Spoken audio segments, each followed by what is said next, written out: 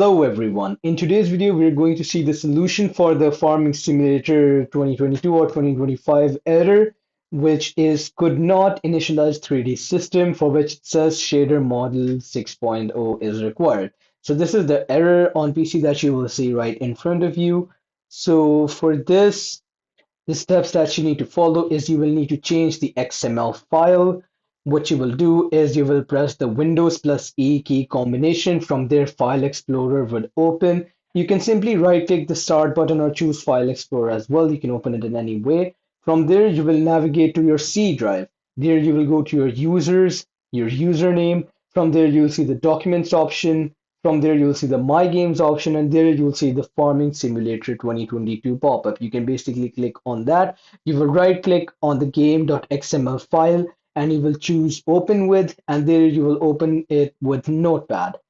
After you've done that, you will go to the renderer section, and then you will change the value from D3D underscore 12 to D3D underscore 11.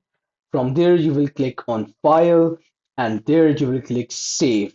You will save it, and then you will restart the game, and you will check if the Farming Simulator 2022 or 2025 could not initialize 3D system error still exists. If it does, you can reopen the XML file and change the render value to D3D underscore 10, and then you can check if the problem has been fixed. If not that, then the second method is you can update or reinstall the graphics card driver. So your first option will be you will use the official tools from your graphics card manufacturer.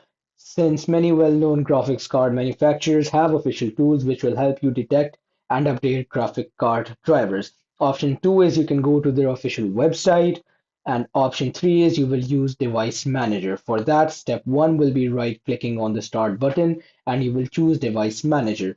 From there, you will expand the display adapters option. You will right-click your video card and then you will choose Update Driver.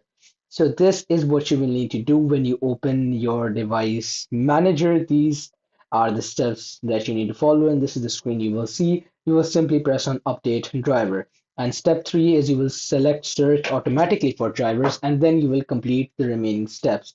And if updating the driver does not resolve this problem, you can consider using Display Driver Uninstaller to remove the driver completely, and then you can reinstall it.